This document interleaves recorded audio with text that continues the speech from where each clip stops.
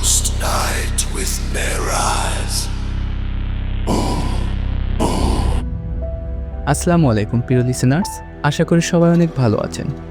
অশ্লীলতাকে না বলি, সুস্থ বিনোদন প্রচার করি, এই প্রতিপাদ্যকে সামনে রেখে শুরু করতে যাচ্ছি গোস্ট নাইট উইথ মিরাজের 18 নম্বর এপিসোড। ঘটনা শুরুর পূর্বে আপনাদের সবার উদ্দেশ্যে বলে রাখি, আগামী ঈদকে উপেক্ষা করে তৈরি করতে যাচ্ছি ঈদ স্পেশাল এপিসোড।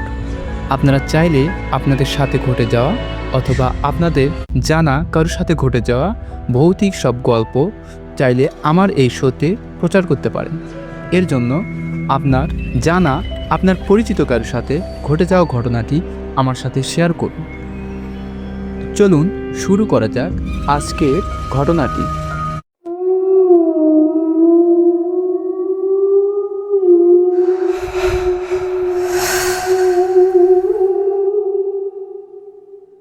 এখন যে ঘটনাটি বলতে যাচ্ছি, ঘটনাটি ঘটে হচ্ছে একজন মুদি দোকানদারের সাথে। তো ইনার বাসা ছিল হচ্ছে রাজবাড়ী জেলায়, আর এনার যে মুদি দোকান ছিল সেটি ছিল হচ্ছে এই রাজবাড়ী কোনো একটি নির্দিষ্ট একটি স্ট্যান্ডে, যার নাম আসলে সেভাবে জানা যাচ্ছে না। আর এই লোকটার নাম যে কী ছিল সেটাও সেভাবে জানা যায়নি। তো যাই হোক, তো ওনার দোকান যেখানে ছিল সেখান থেকে তার বাসা ছিল 2 কিলোমিটার দূরে। গ্রামের নাম ছিল লক্ষ্মীকুল। তো এই লক্ষ্মীকুল গ্রামে ছিল এর বাসা। তো তাকে আমরা তার পেশা যেহেতু মুদি দোকান ছিল, তাকে দোকানি বলে সম্বোধন করব। তো তার দোকানে ছিল আসলে হচ্ছে কয়েকজন কর্মচারী এবং তার দোকানটা বেশ বড় ছিল। আর এই ঘটনাটি যে সময় ঘটে সেটি ছিল হচ্ছে বৈশাখ মাস। সে সময় পরিপ্রেক্ষিতে কত সনে ঘটনাটি ঘটে তার কোনো নির্দিষ্ট সময় আসলে সেভাবে জানা যায়নি। তো সে সময় বৈশাখ মাসের কোনো একদিন বিকেলবেলা তিনি এই দোকানে যখন দোকানে বেচা কেনা করছিলেন, তার এক পর্যায়ে দেখা গেল যে হঠাৎ করে একটি লোক মাথায় কালো চাদর দিয়ে, তার চেহারাটা কেমন জানি অদ্ভুত দেখতে। তো তিনি হঠাৎ দোকানে আসলেন, এসে সরাসরি এই দোকানির সাথে কথা বললেন। তার যে সমস্ত আরও যে সমস্ত কর্মচারী ছিল তাদের সাথে কথা না বলে সরাসরি এই দোকানির সাথে কথা বলেন। তো সে লোকটি এসে দোকানিকে জিজ্ঞাসা করেন যে, আপনার দোকানে তো হচ্ছে তাবিজ বানানোর জন্য বিভিন্ন জিনিসপত্র প্রয়োজন হয়, সেগুলো পাওয়া যায়। মানে হচ্ছে যে কবিরাজিরা কবিরাজি করার জন্য যে সমস্ত জিনিসপত্র, যেমন হচ্ছে বিভিন্ন ধরনের কালি বা হচ্ছে কাগজ, যে সমস্তগুলো দরকার পড়ে। আবার হচ্ছে মাঝে মধ্যে দেখা যায় যে বিভিন্ন প্রাণীর চামড়া, এগুলোর প্রয়োজন হয়। এগুলো প্রয়োজন হলে তারা হচ্ছে কবিরাজরা এই হচ্ছে মুদি দোকানে এসে নিয়ে যায়। তো সে লোকটি তখন জিজ্ঞাসা করলো যে, আপনার দোকানে হচ্ছে এগুলো হয়তো পাওয়া যায়, তো আমার কাছে একটি জিনিস আছে, সেটি কি আপনি নিবেন? তো তখন সে দোকানি জিজ্ঞাসা করে যে, কি আছে তোমার কাছে, দেখাও আমাকে। তো তখন সে লোকটি তার হচ্ছে চাদরের নিচ থেকে একটি চামড়া বের করে দোকানির হাতে দেয়। তো তখন দোকানি বলে যে, এটি আসলে কিসের চামড়া? তো সেই চাদর পরিহিত লোকটি তখন বলে যে, এটি ছাগলের চামড়া। তো তখন সেই দোকানি সেই চামড়াটি হাত দিয়ে নেড়ে চেড়ে দেখেন এবং এটি অনেক মসৃণ ছিল এবং দেখতে অনেক কালো। যেহেতু ছাগলের চামড়া বলেছে, তো দেখতে কালো কিন্তু অনেক মসৃণ ছিল। ছাগলের চামড়া আসলে যেরকমটা হয় তার চেয়ে অনেক নরম ছিল, যার কারণে দোকানির এই চামড়াটি অনেক পছন্দ হয়। তো তখন দোকানি বলে যে, আচ্ছা ঠিক আছে, আমার তো পছন্দ হয়েছে, তো তুমি এটি কিভাবে বিক্রি করতে চাচ্ছ? তো তখন এই লোকটি তখন বলে, কালো চাদর পরিহিত লোকটি তখন বলে যে, আপনি এটি আমার থেকে নির্দিষ্ট দাম দিয়ে কিনে নিন অথবা আপনার কাছে রেখে দিন। আমি পরে এসে আপনার থেকে টাকা নিয়ে যাব যদি এটি বিক্রি হয়। তো তখন দোকানি বলে যে, আচ্ছা ঠিক আছে, সেভাবে তো আমি এর পূর্বে কখনো চামড়া বিক্রি করিনি। তো আপনি এটি রেখে যান। যদি বিক্রি হয় তাহলে পরবর্তীতে ১ সপ্তাহ পর এসে আপনি আমার থেকে এটির দাম নিয়ে যাবেন। তো এটি বলার সাথে সাথেই সেই লোকটি রাজি হয়ে গেল। তো দোকানি এটি মানে এই কারণে মানে যিনি চাদর পরিহিত লোক তার রাজি হওয়াতে তিনি একটু অবাক হলেন যে একবার বলার সাথে সাথেই তিনি রাজি হয়ে গেল। তো এরপর দেখা গেল সেই চাদর পরিহিত লোকটি সেখান থেকে চলে গেল কোনো কিছু না বলে। তো এই পুরো যে ঘটনাটি এটি তার কাছে অনেক অদ্ভুত লাগলো দোকানির কাছে। তো এরপর তিনি সেই চামড়াটি রেখে দিলেন এবং পরবর্তীতে যে সমস্ত কাজকর্ম ছিল দোকানে সে সমস্ত করতে লাগলেন। তো বলে রাখা ভালো যে সেদিন হয় কি যে সন্ধ্যার আগ দিয়ে যেহেতু বৈশাখ মাস ছিল, সন্ধ্যার আগ দিয়ে একটু ঝড় বৃষ্টি হয়। তো ঝড় বৃষ্টি হয় যার কারণে এই রাজবাড়ি পুরো এলাকায় বিদ্যুৎ সংযোগ বিচ্ছিন্ন হয়ে যায়। সে সময় ছিল কি যে রাজবাড়ি সংযুক্ত ছিল ফরিদপুরের সাথে। ফরিদপুরের সাথে সংযুক্ত থাকার কারণে যে বিদ্যুতের লাইনটা এটি আসলে ফরিদপুরের সাথে সংযুক্ত ছিল। আর ফরিদপুরে কিছু বৈদ্যুতিক যে পোল ছিল এগুলো ভেঙে যাওয়ার কারণে পুরো রাজবাড়ি এলাকাটি আসলে বিদ্যুৎ নিরবিচ্ছিন্ন হয়ে যায়। তো যাই হোক, তো তিনি সেদিন বিকালবেলা হচ্ছে সব কিছু গাছ করে নেয়। এরপর সন্ধ্যার সময় দোকান বন্ধ করে তিনি হচ্ছে বাসার উদ্দেশ্যে রওনা দেন। তার যে সমস্ত কর্মচারী ছিল তারা সবাই আসলে ছিল তার গ্রামের, এই লক্ষ্মীকুল গ্রামের। তো তিনি দোকান বন্ধ করে দোকান গোছগাছ করে রাত্রি 8টা-9টা বেজে যায় এবং বাসায় যেতে যেতে তার 1 ঘন্টা সময় লাগে। তো তিনি 10টা নাগাদ বাসায় পৌঁছে যান। তো এরপর হলো কি সেদিন রাতে গুড়ি গুড়ি বৃষ্টি পড়ছিল আর আকাশে বিদ্যুৎ চমকাচ্ছিল।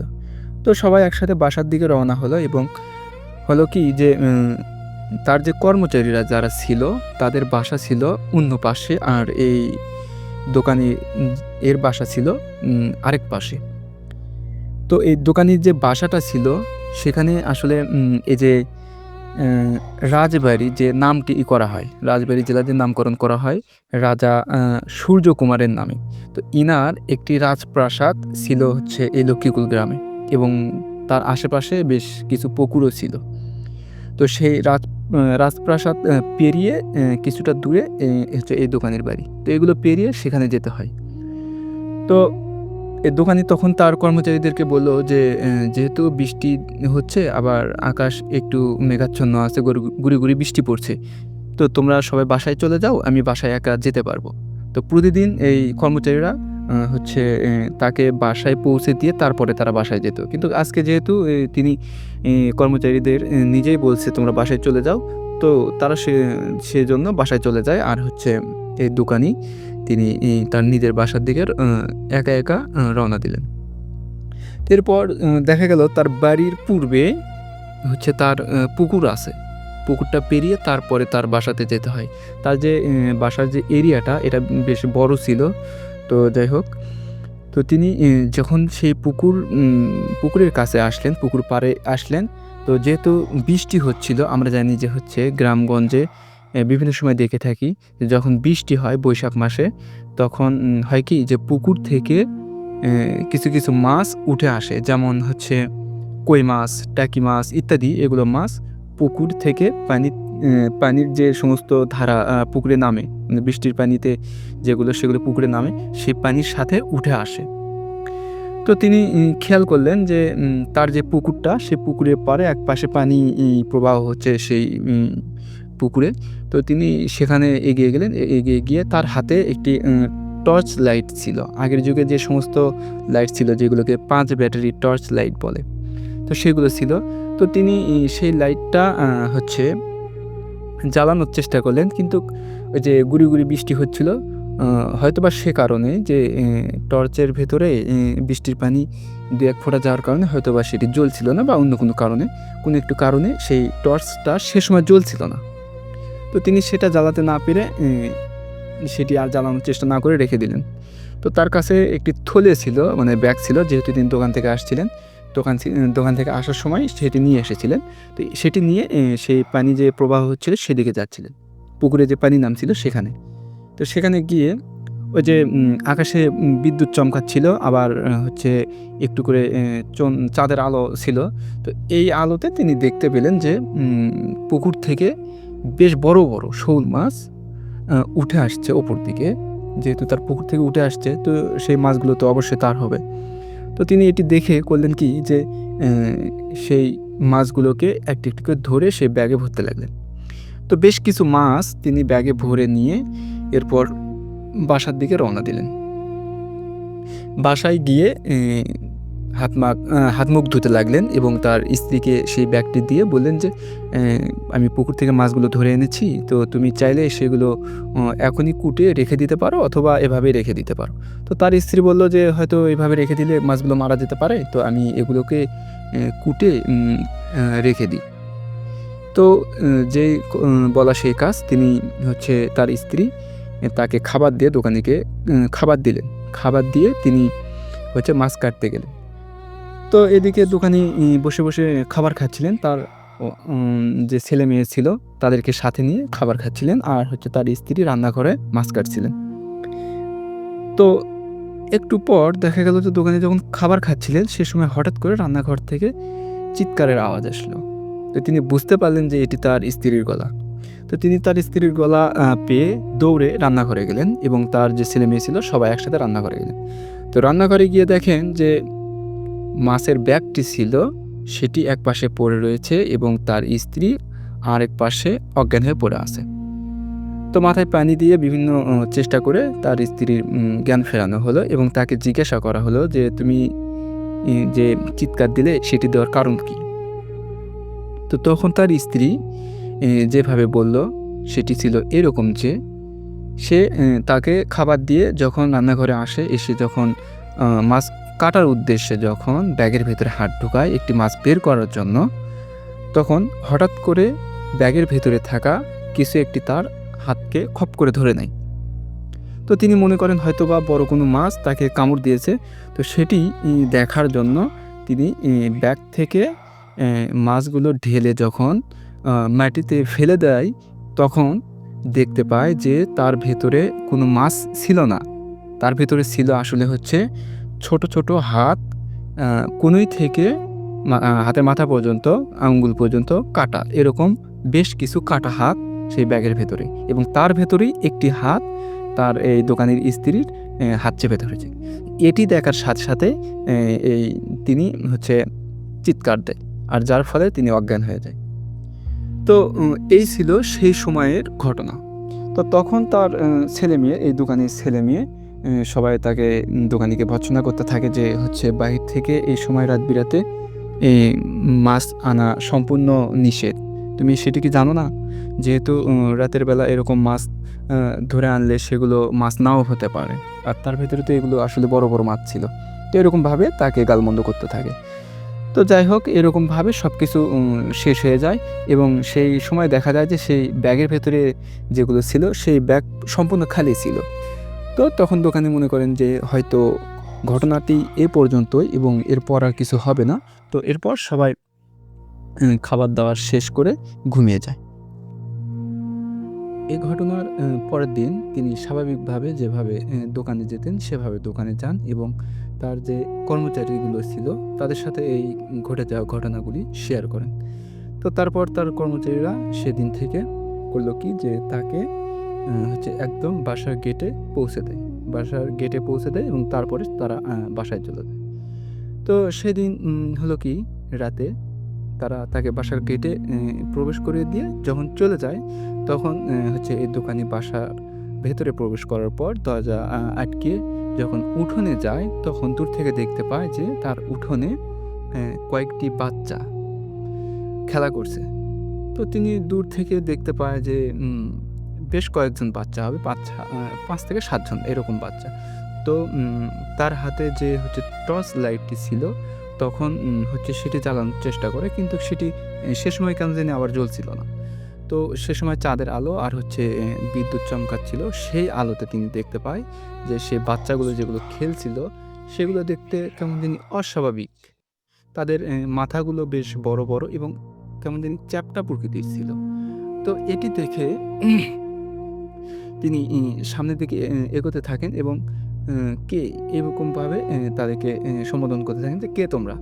তো এরপর যখন তিনি আওয়াজ করতে থাকেন, তার আওয়াজে সেই বাচ্চাগুলো করলো কি যে তার যে প্রাচীরটা ছিল টিনের প্রাচীর, সেই টিনের প্রাচীরের উপর দিয়ে একটু একটু করে লাফিয়ে লাফিয়ে পার হয়ে যে পাশে জঙ্গল ছিল সেই জঙ্গলের দিকে ছুটে পালালো। তো তিনি সে সময় টর্চটি জ্বালানোর চেষ্টা করেছিলেন এবং হঠাৎ করে সেটি জ্বলে ওঠে এবং শেষে তিনি দেখতে পায় যে একটি বাচ্চা টিনের উপর দিয়ে যখন টিনের প্রাচীরের উপর দিয়ে যখন পার হয়ে যাচ্ছে, তখন সেই বাচ্চাটি তার দিকে তাকায় এবং তারপরে সেই প্রাচীরটি পার হয়ে চলে যায়। তো দেখতে সেগুলো ওইরকম ছিল যে মাথাটা স্বাভাবিকের চেয়ে বেশ চ্যাপ্টা প্রকৃতির, বড় চ্যাপ্টা প্রকৃতির এবং চোখগুলো কেমন জানি লাল এবং দাঁতগুলো দেখতে অনেক সাদা সাদা ছিল এরকম। মানে স্বাভাবিক যেরকম বাচ্চা তার চেয়ে অন্যরকম। তো তিনি সেটি দেখে একটু ভয় পান এবং তার বাসার ভেতরে যাওয়ার পর তার যে স্ত্রী এবং বাচ্চারা ছিল তাদেরকে বলে যে, "এরকম হচ্ছে আমি দেখলাম। তো তোমরা কি কোনো কিছু দেখেছিলে বা খেয়াল করেছিলে?" তো তখন তার বাসার লোকজন বলে যে, "না, আমরা তো এরকম কোনো কিছু দেখিনি বা কোনো আওয়াজ পাইনি বা কোনো কিছু খেয়াল করিনি। হয়তো তুমি কোনো কিছু ভুল দেখেছো বা তোমার মনের ভুল ছিল এগুলো, ওগুলো কিছু না।" তো এরকম করে সেই দিনটা পারই হয়ে যায়। এরপর থেকে শুরু হয় অন্য একটি উৎপাত। তারপরের রাত থেকে শুরু হলো কি যে যখন তারা সবাই ঘুমাতো, ঘুমের এক পর্যায়ে রাত্রি ১২ বা ১টার দিকে হতো কি যে তার বাসার যে টিনের চাল ছিল সেই টিনের চালে এপাশ থেকে ওপাশ পর্যন্ত আ কি জানি দৌড়াদৌড়ি করত। হতো যে এরকম যে গ্রামগঞ্জে এক ধরনের প্রাণী আছে যেটিকে গন্ধগোকুল বা বনবিড়াল যেটি বলা হয় সেরকম প্রাণী। তো এরকম প্রাণী অনেক সময় দেখা যায় যে টিনের চালে দৌড়াদৌড়ি করে। এই প্রাণীগুলো দৌড়াদৌড়ি করলে যেরকম আওয়াজ হয় তার থেকে বেশ কয়েক গুণ বেশি আওয়াজ হচ্ছিল। তো তারা একটু এই দোকানি আর হচ্ছে তার পরিবারের লোকজন একটু সন্দেহ হয় যে এটি আসলে কী? তো এরকম বেশ কয়েকদিন হতে থাকে ২ থেকে ৩ দিন এরকম হওয়ার পর তারা আসলে এই আওয়াজে অতিষ্ঠ হয়ে এ তিনি মনে মনে ভাবেন যে আজকে এটিকে আমি দেখব যে এটি আসলে কী? যখন এরকম আওয়াজ হবে আমি দৌড়ে বাহিরে গিয়ে টর্চে আলো দিয়ে দেখব এটি আসলে কী এরকম আওয়াজ করে।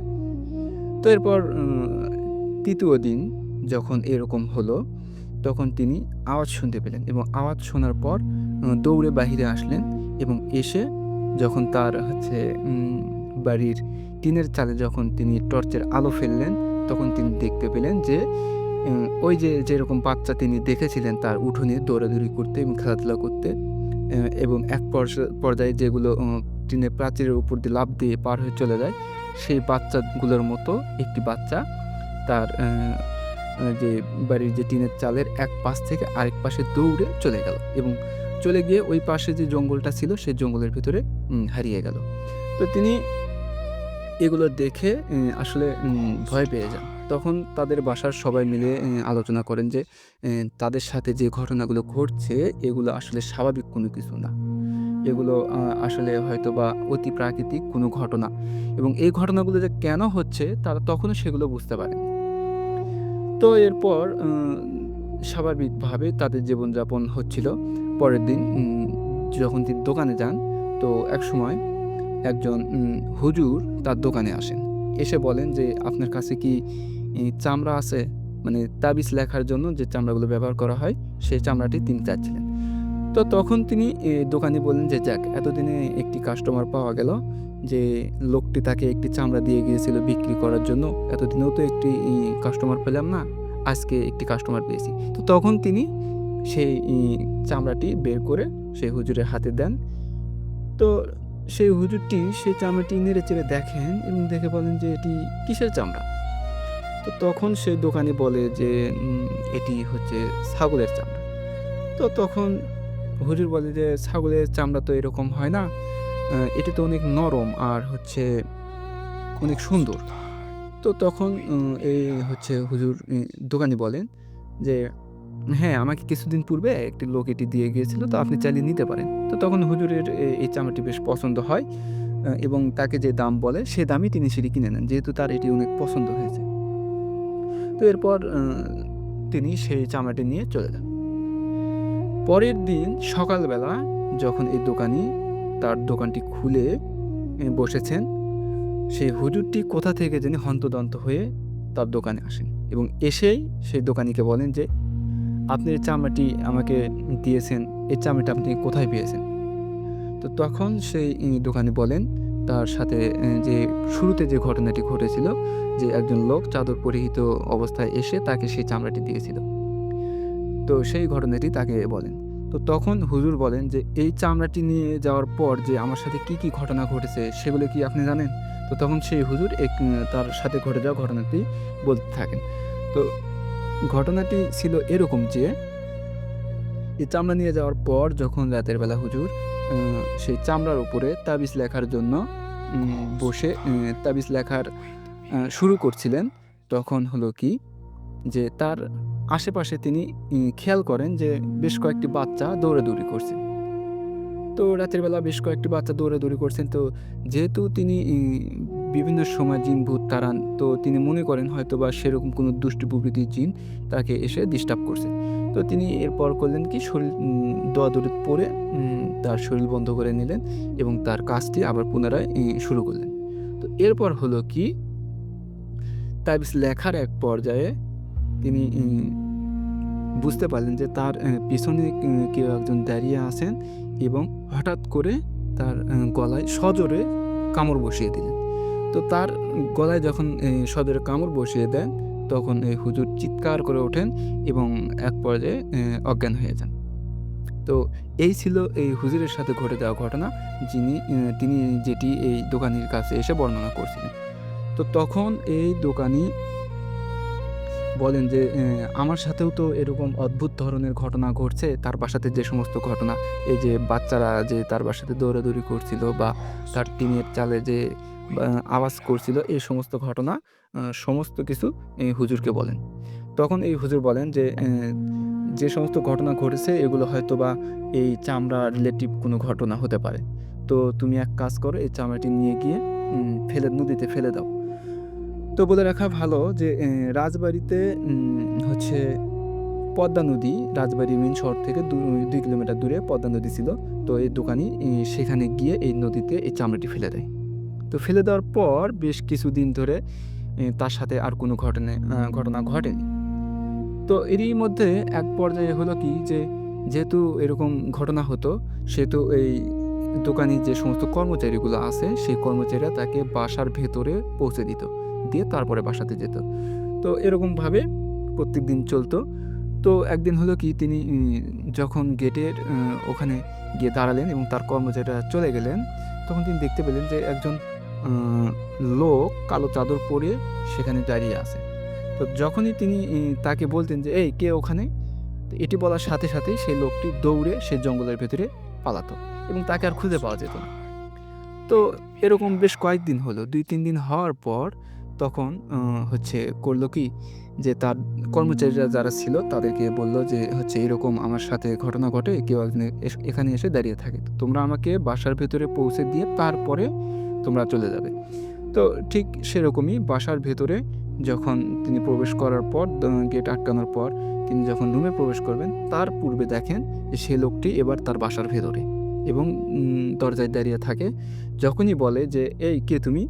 তখনই হচ্ছে তার যে টিনের প্রাচীরটা আছে, সেই প্রাচীরের উপর দিয়ে ওই যে বাচ্চারা যেভাবে পার হয়ে চলে যেত লাফ দিয়ে, সেভাবে এই লোকটি লাফ দিয়ে পার হয়ে চলে যায়। তো এরপর এই সমস্ত ঘটনাতে তিনি অতিষ্ঠ হয়ে যান এবং তিনি মনে মনে ভাবেন যে যে ঘটনাটি ঘটছে এটি হয়তোবা কোনো মানুষ ইচ্ছা করে আমার সাথে করছে ভয় পাওয়ানোর জন্য। এই ঘটনাগুলো হয়তো আগের যে সমস্ত ঘটনা তার সাথে সম্পর্ক নেই।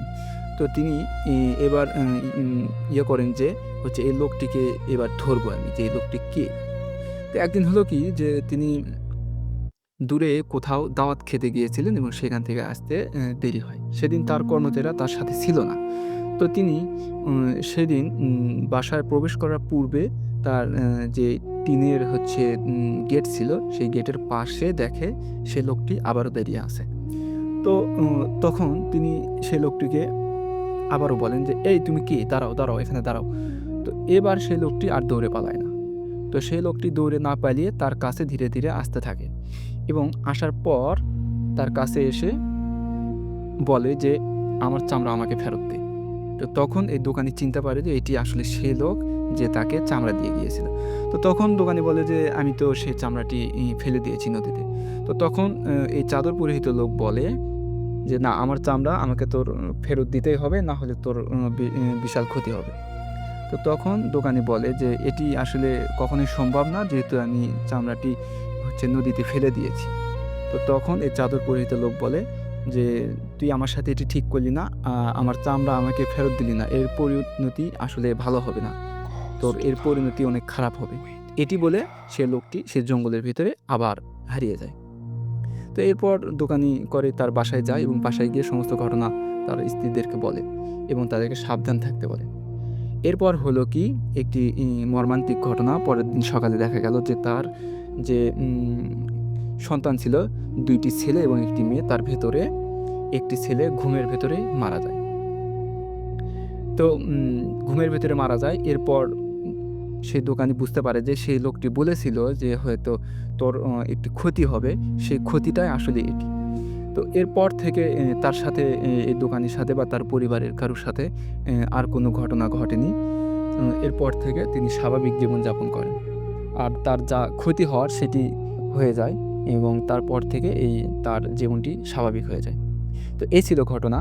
যদি আপনাদের ভালো লেগে থাকে তাহলে অবশ্যই কমেন্টে জানাবেন এবং আপনাদের পরিচিত কারো সাথে অবশ্যই আমার এই ভিডিওটি শেয়ার করবেন। ধন্যবাদ।